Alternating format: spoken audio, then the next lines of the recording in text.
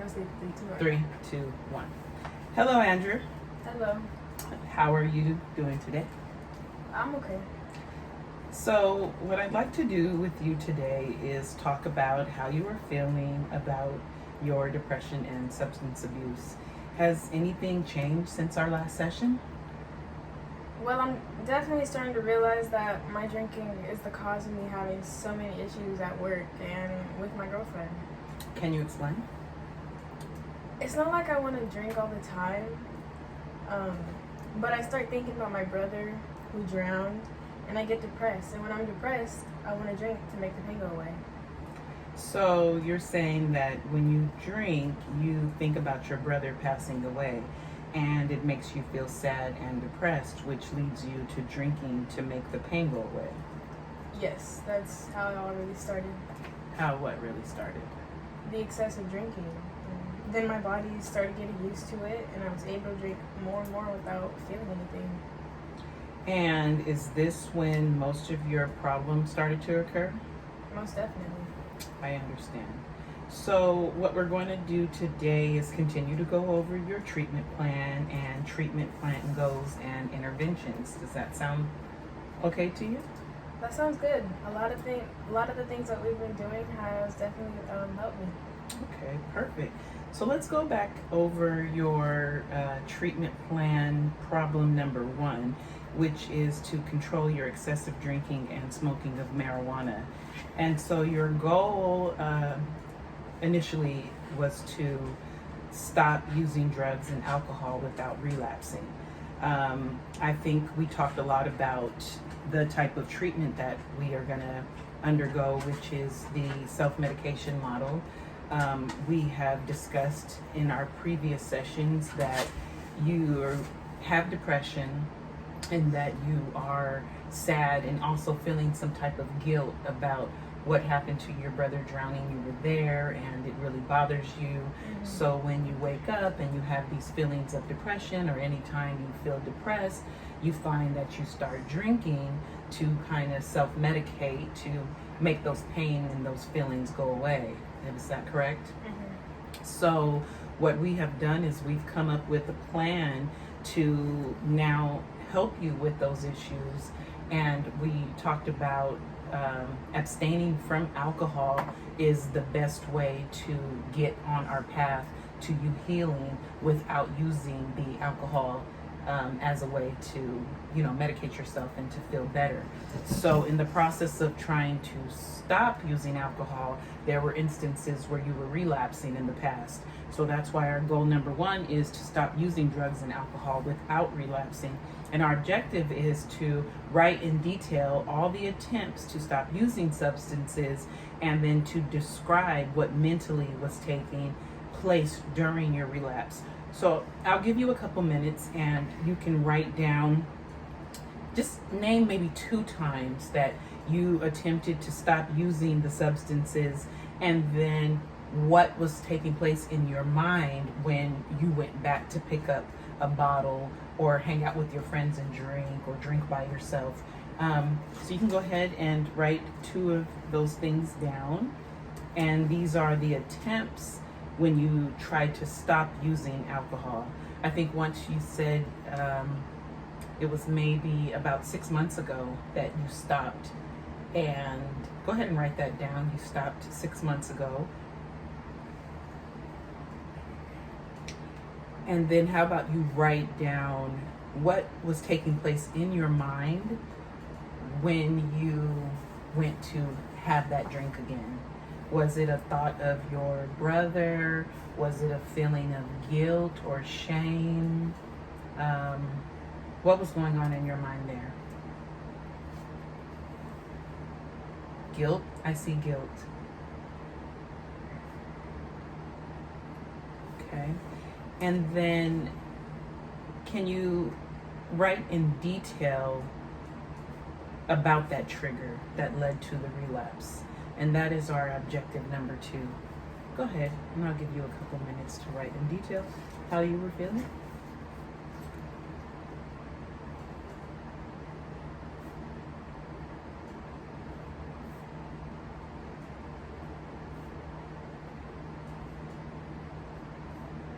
Perfect. I see that you've written some really, really good things, and those are things that we're going to continue to work on here in treatment. And we're also going to create a relapse prevention plan. And this is going to happen, of course, over the next couple of sessions. We're going to build upon some of your triggers, and then we will create that prevention plan as we go. But that's definitely one of our objectives in trying to help you abstain, and not necessarily abstain, but to recognize what is happening in your mind when you are having an episode of relapse. And then our fourth objective is to make sure that you're still on board with attending the AA meetings 3 times per week. So we are probably at about our 3rd week now. So you've been going to AA for 3 weeks, 3 times per week. Has that been successful for you? Mm-hmm. Okay. Definitely. And are you making it there the 3 times per week? Yes. Okay. So AA is something that you feel is beneficial to kind of keeping you on track without relapsing? Of course. And do you have a sponsor there? I do. That's awesome. So when you are going through your issue and you're not coming here with me when you're on the outside, is having the ability to rely upon your sponsor helping you to, refrain from using the alcohol as a coping mechanism? I would say so. Awesome. That's really good.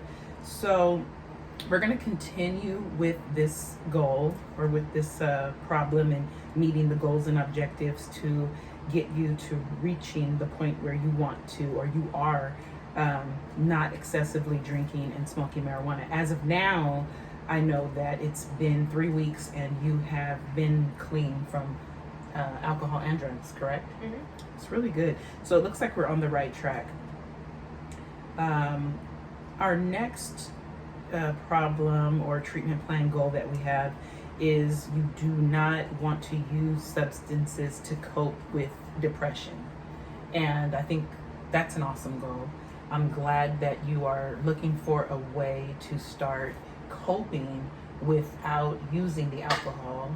That's one of the reasons why you're here. Mm-hmm. And we've set up an appointment for you to be evaluated by the medical doctor to see if there's anything else going on, or if there's any type of medication or anything that you would need to help you with your goal.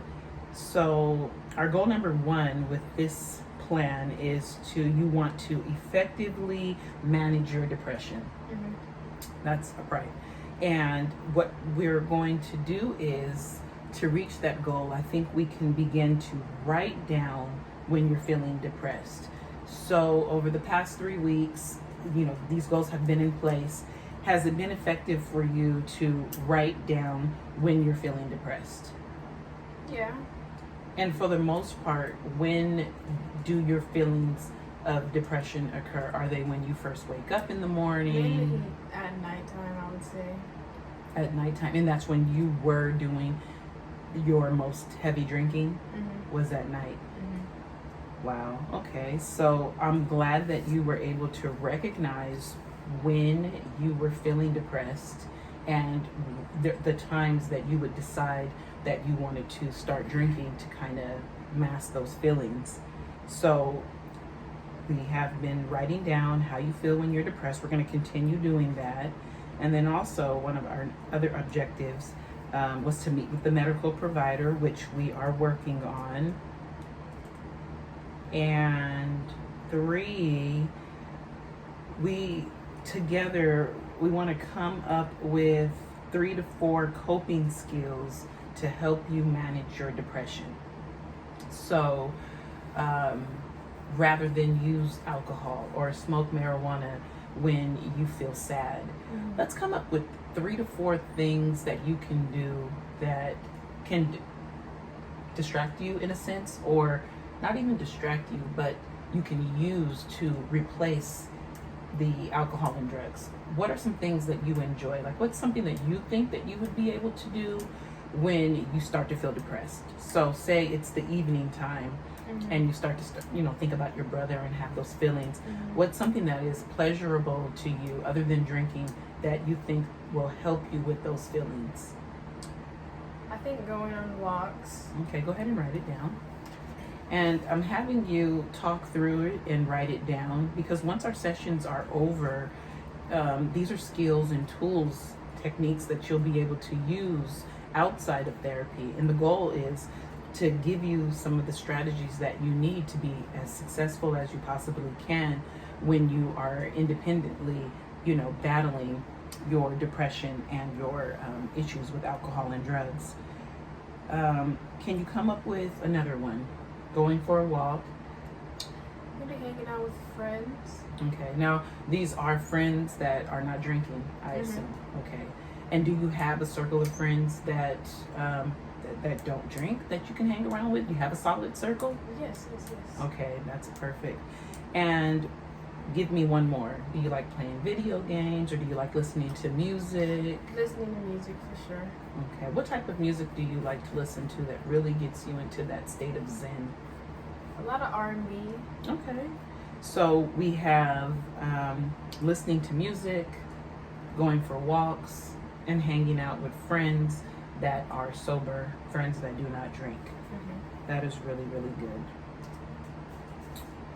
Okay, so what we are going to do over the next couple of weeks, it looks like we have about 5 more weeks left. We'll continue to go over your problem and your goal of stopping the excessive drinking and smoking marijuana, and dealing with your ways of coping with your depression without the use of substances. So far everything is going really, really well, and we will continue to check in and check back, and continue looking at your goals, reassessing your goals, and just staying on track with treatment. And the main thing is, to make this most effective, is to abstain from the alcohol. Finding strategies and techniques for when you feel like you want to use alcohol to cope with your depression, reaching out to your sponsor at the AA, making sure you make it to your meetings 3 times a week. I think that's the most effective thing. And then also continue to meet with me 2 days a week for 30 minutes per session. And this is how we're definitely going to get you on track, Andrew. There's nothing much to worry about. So thank you for coming in today. And if you have any questions, make sure you talk with me about them before you go and do anything, that's going to sit.